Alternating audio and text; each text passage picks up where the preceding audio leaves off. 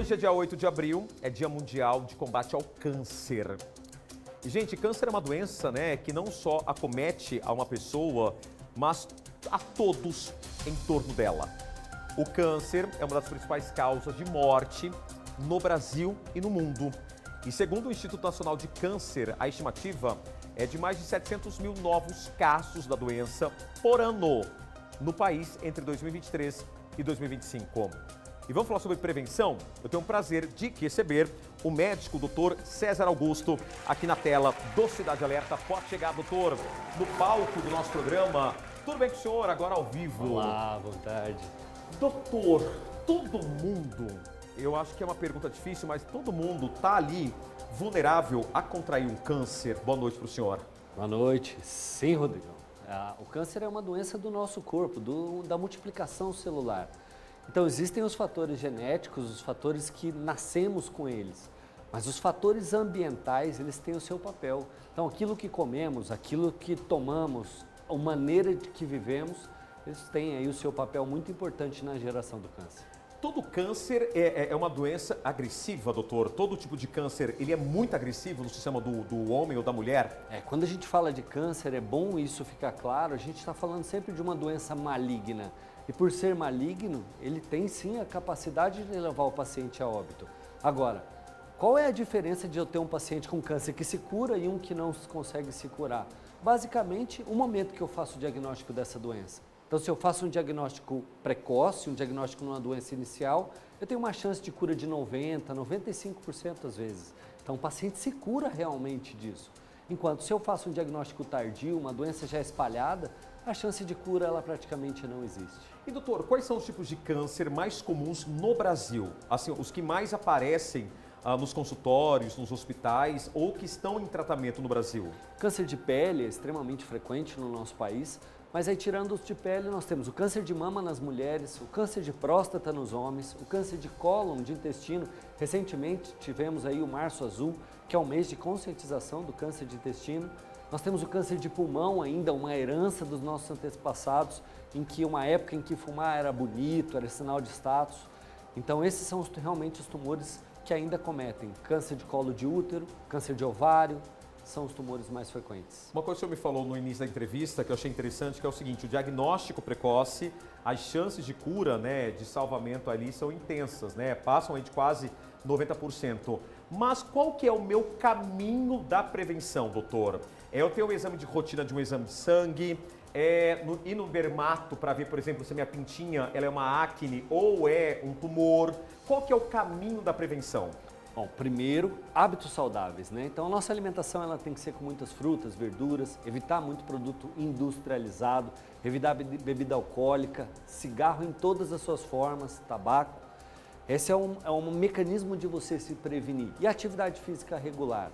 Agora, como eu faço esse diagnóstico precoce? Então, para as mulheres, a gente tem aí a mamografia e o preventivo de colo de útero. Nos homens, nós temos o preventivo do câncer de próstata. E para ambos, nós temos a colonoscopia aí, que é recomendada acima dos 45 anos para prevenir o achado de algum pólipo, ser tratado antes que isso se torne um câncer. Doutor, desculpa. Imagina, como você falou de uma pintinha, se você percebeu algo diferente, busque o médico. Esse é o caminho. Não vai esperar aquilo virar um monstro para você buscar o médico. Bom, tem uma pergunta que a gente recebeu hoje pela manhã pelo Facebook, pelo Messenger do Facebook, que eu achei interessante.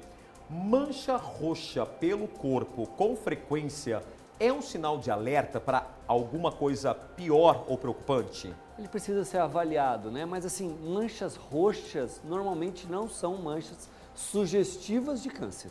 Manchas roxas ou é um nevo rubi ou algo do tipo, ou então a gente tem sangramento, às vezes a pessoa idosa toma anticoagulante, qualquer esbarrão fica roxa naquela região, então realmente precisa passar por uma avaliação com o dermatologista ou com o oncologista.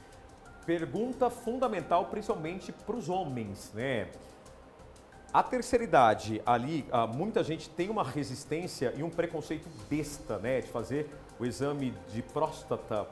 a terceira idade, eu nunca tive problema nenhum na minha vida adulta, cheguei lá nos 50, 55, eu posso desencadear um câncer? Eu posso ter um câncer na terceira idade? Com certeza. Quanto mais envelhecemos, maior é a nossa chance de ter câncer. Por quê? Porque as nossas células elas vão ficando mais velhas e o DNA celular vai perdendo a sua capacidade de recuperação. As nossas células que evitam o câncer, elas vão ficando velhas e ineficientes. São células NK que a gente... O senhor me falou assim, né, da chance de recuperação, eu volto a falar, o diagnóstico precoce ele é fundamental. Mas por que tem alguns casos que o câncer ele ataca e numa questão de meses, infelizmente, a pessoa ela já está toda debilitada por conta do avanço da doença? Sim, e existem tumores mais agressivos. Se você pensar, um câncer de pulmão é uma doença extremamente letal, câncer de pulmão, de pâncreas.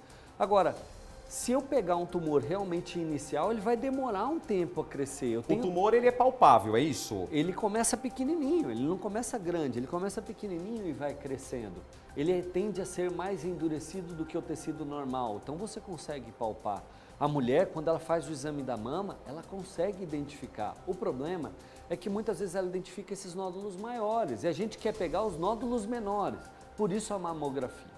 O câncer acomete a qualquer tipo de pessoa. O senhor falou, por exemplo, de hábitos saudáveis, uma pessoa que é obesa, tem sobrepeso, ou uma pessoa que está ali na academia, né, mas infelizmente faz o uso de anabolizante, ou vamos pegar lá o fumante que o senhor falou, do câncer, né, do pulmão. Qualquer pessoa está sujeita a ter doença. Qualquer pessoa. Alguns fatores de risco são claros. A obesidade, infelizmente, é um fator de risco e nós temos uma epidemia de obesidade no mundo, né? É um fator de risco sim para câncer de mama, por exemplo. E o cigarro, Rodrigão, é importante a gente bater nessa tecla. É em todas as suas formas. Nós não estamos falando do cigarro branco, nós estamos falando de narguilé. As pessoas têm na cabeça o mito de que a fumaça passa pela água e filtra. Isso não existe. O cigarro eletrônico já está ligado com alguns tipos, a gente não sabe o que tem ali dentro. Então é importante as pessoas entenderem que o consumo do tabaco, em qualquer das suas formas, é fator de risco para câncer. O senhor falou sobre alimentos industrializados. O que pode ali, né, eu com muita frequência consumir esse tipo de produto pode desencadear lá na frente um problema de saúde? Os alimentos embutidos, por exemplo, então salsicha, salame, são fatores de risco para câncer de intestino.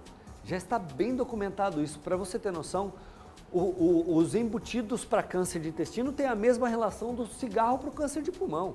Eles são fatores já documentados, já estão pacificados e a gente, não é que a gente não deve comer nada. Sim, a gente deve ter um equilíbrio na nossa vida. Toda vez que a gente tiver um equilíbrio entre atividade física e aquilo que nos alimentamos, a gente vai bem.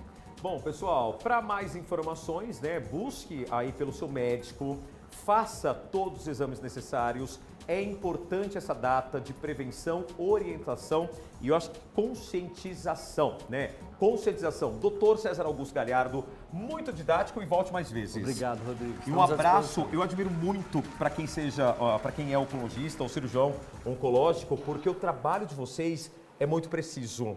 Cirúrgico, literalmente, mas é muito preciso, porque além de vocês tratarem, tentar recuperar a vida de uma pessoa, vocês lidam com o sentimento da família. Com certeza. O paciente com câncer não é o paciente, é a família doente. É a família, né? Tem que acolher essa família. Obrigado, viu, doutor, mais uma vez. Obrigado pela sua explicação, tá bom? Muito bom, né, doutor César Augusto Galhardo? E esse foi o quadro Mitos e Verdades dessa terça-feira.